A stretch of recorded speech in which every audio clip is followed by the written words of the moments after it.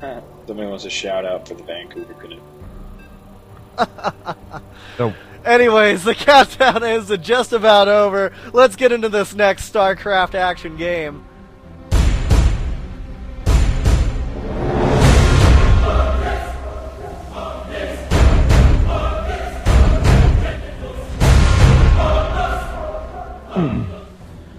All right, everybody, welcome to Imba TV, where everything is in balance, and we are the home of non-stop StarCraft action. We've got eSubaLopata facing off against BeastyQT here. These players are both Master League players. BeastyQT sits at rank number 1 on his Master League division, as well as Lopata sitting on rank 10 of his Master League. And with that being said, I'm MC Dustin. With me is Jim Rayner. We're going to be bringing you this next game. This is in the EU CraftCup main event, number 48. And with that, why don't you take it, Jim? all right. Is Zomax with us or no? Oh, I am? He is. Okay, fantastic. So we've got Infinite Protoss Insight with us as well in the person of Zomax. Now, this is I think we're in round 7 here. This is a 9-round event. BeastyQT has been in 10 CraftCup finals, and he's attempting to make it CraftCup final number 11. Now, Lopata warps a pylon in right by his nexus, so we're not going to see any early cheese play. And he's ranked 121st in Europe, so I wouldn't expect any silly tricks or gimmicks from Lopata. Lopata's going to try to beat BeastyQT straight up. Notice Lopata's moving his scouting probe into the nearest rushing distance by land, and he's going to find nothing in that base, of course. Lopata continuing, and Lopata's going for an assimilator before a gateway? What in the heck is that? Looks pretty strange to me, but he could be going for some heavy tech. Maybe. Wow. Let me think. Okay. What do you do there? And Give me a couple seconds. Yeah, no problem. BeastyQT's opening standard. Just interrupt me when you come up with, you know what I mean, when you come up with something. But BeastyQT's opening standard, and Lopata's going to discover that as he moves the scouting probe right through the middle of BeastyQT's main base. So Lopata's going to be comfortable with what BeastyQT is doing. There's no way he has any money to spend anything more than what's on the board. Lopata, on the other hand, maybe is Lopata going to go for some hidden tech and maybe a Dark Templar? Yeah, Dark Templar seems to be the popular option. It definitely secures. It keeps the Terran in the base. They have to waste their early scans on not dying effectively.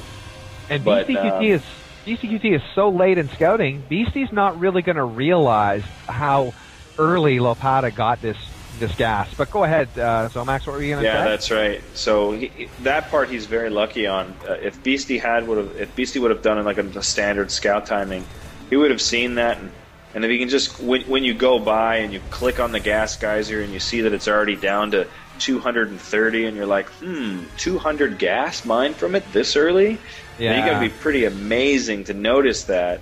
But you get in the habit of clicking on the refineries almost every time you go in there to see how much gas they're taking out, and then try to balance that with the tech that you've seen to see if something funny is going on for proxies or something like that. Now, Lopata did get a good second look at BeastyQT's base as well. He barely snuck in that probe. So, very interested to see what he's actually going to do with this extra gas. He hasn't really done anything that's too obvious. It could be just a blunder. Yeah, he hasn't taken the second gas yet. I mean, if we were seeing a DT rush, we'd see that second gas by now. Absolutely. Or it's something I've never seen before, which... And BeastyQT gets the SCV in there. We're at the 4.5-minute mark, and BeastyQT gets a full look at the entire Protoss base. And BeastyQT with the factory. Interesting location for that factory. No infantry upgrades for BeastyQT at this point. If we take a look at the unit counting station, there's 23 probes to 19 SCVs, 1 Zealot, 1 Stalker for Lopata. And Jim, can you calm down with the camera a bit? You're moving quite fast. Yeah, no problem. Thanks, man.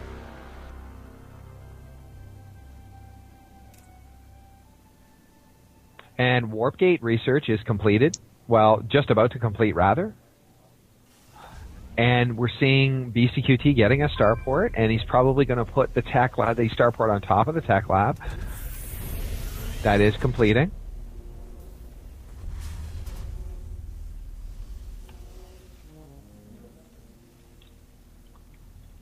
We're not really seeing any use of that extra gas. He's trapped his probe in there behind that robotics bay. Wow. And he's going to take the hit on it just to get him out. I'm not sure that I would have done that.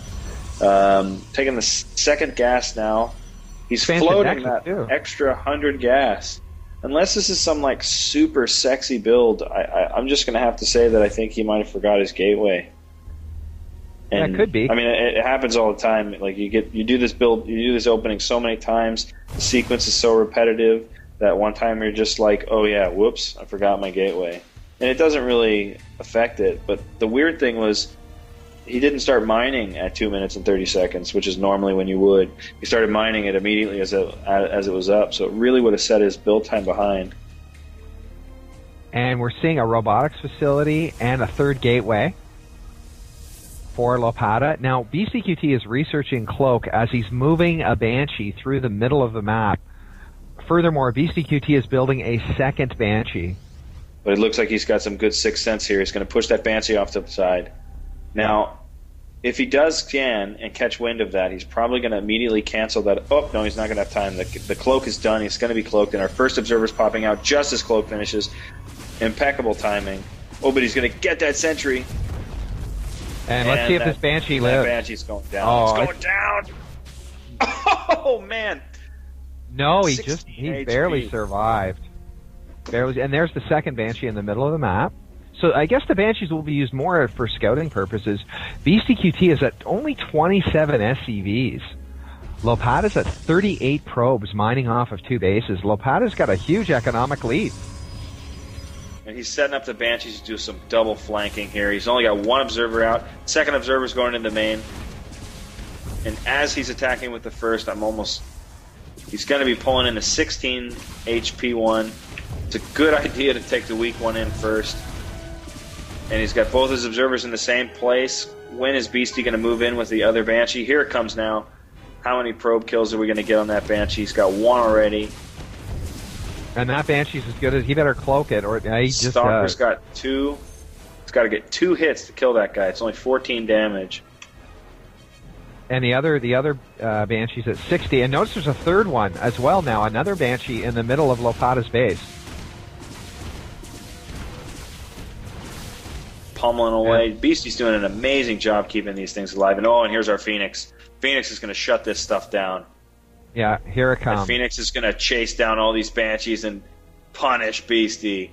Does he have enough energy to cloak? He does, but let's see his reaction time. Beastie's got to catch this. He does. Catches it Just right in time. at 3 HP. Now, while all this was going down, BeastyQT managed to get himself economically back into this game. BeastyQT's at 33 SCVs mining off of 2 bases and 2 refineries, and he's getting refineries number 3 and 4 as we speak. Even though BeastyQT did kill a lot of probes, Lopata's still at 40 probes, and he has been mining from 2 bases. Oh, and this Phoenix can snipe off one of these. Oh, that's a great hit if it can take down this Raven. Raven can't go. Oh, wow, that was a big hit. And he's got 8 life on those. He's going to really have to repair these soon, and there he goes. Reminding him to repair. So that was an excellent chase. 1 Phoenix for 1 Raven. Yep. 200 gas hit. Well, at least Beastie did get the 1 Raven, or the 1 Phoenix, though. Robotics facility, gateway number 4 going down for Lopata, robotics facility, Twilight Council, and a gateway number 5 as well. Lopata continues to pump out Phoenix. Go ahead. This is the push that Beastie's prepping up to do is extremely hard to stop. You cannot stop it once it gets to your base, and I want to say cannot, but that's not true. You can stop everything. Right. Once it gets siege up, isn't that it? Yeah, you really have to catch it just as Beasty's doing now. He's leading with the Phoenixes, and he's catching them before they all get there. Once they siege up, it's going to be so difficult. These Phoenixes are going to be swooping in like S patterns, trying to snipe off and do damage to the Banshees, do damage to the Ravens as they push up. The Raven that he sniped off was an amazing win for Protoss, because now he's not going to be able to throw that point defense drone down, and if he does pump another one out, he's not going to have enough mana for it. So it was a great push. It bought him loads and loads of time. And look at him. Soba's spreading his units out all over the center of the map. And who's got the watchtower right now? Right now it's BeastyQT with a Marine on the watchtower. Right. Now, Lopata's on 53 probes, mining off 2 bases and 4 simulators. BeastyQT's on 43 SCVs, and he's got 4 refineries and obviously 2 orbital commands so he can pump out mules. Now notice that the infantry has stim pack and combat shield. The concussion shell upgrade is not completed as of yet.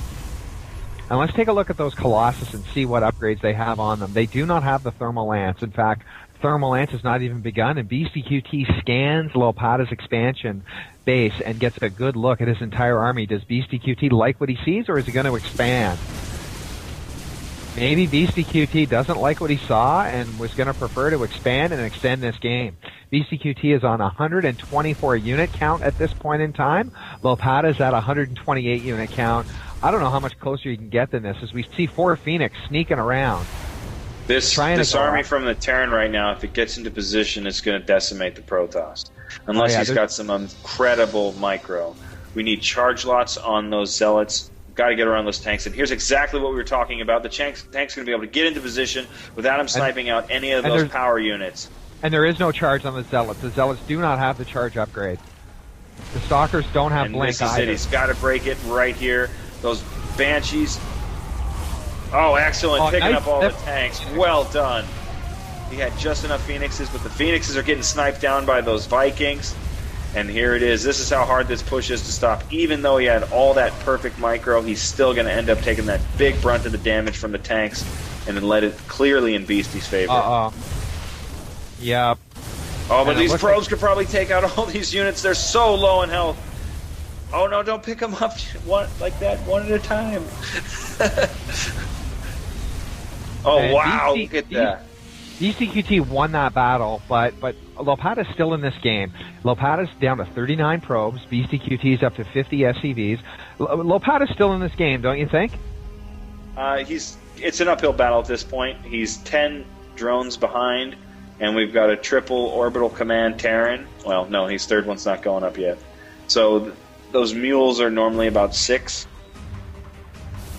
So he needs to get his macro back up. Oh, and he didn't break down the rock walls fully. He went to expand, but his probe is caught over there on the left. He's only now realizing it. Yeah. That's going to cost him some time. Some small errors by Lopata in this game. Some sort of careless, almost non-thinking errors. You wonder if he's distracted in some way. You know, making a mistake with the gateway. So I wasn't looking at the exact time, but had it been just before that attack came, he could have been warping Zealots here on the ledge down, and then sniping from the tanks from behind, and then pushing into the front and drawing those Marines out into the Colossus. And there goes that third Nexus in the top left-hand corner. So talk about huge distance between these two players. Lopata taking the top left-hand corner, BeastyQT taking the bottom right. This isn't the recipe for a fast end of this game, Zomax. No, we look like... I'm glad, too, because Lopata's been playing really well this tournament. I've liked everything that he's been doing. I saw that ZVP that he played last time, and it was really impressive. 4 barracks, 1 factory, 1 starport. The starport's now working off of a reactor rather than a tech lab. BeastyQT is also getting an armory, so he can go 1 tech level higher and get out Thors and so forth. Hey, Jim, take a look. I'm sorry to interrupt, man. Your camera's just a little bit chaotic. You know, if you can just slow it down a bit, it's a little bit hard to watch. We're following Jim. Oh, okay, because you're following me. I'm all over the place. All right, so we got a DT shrine coming down, Jim. Yeah, Protoss is working on 2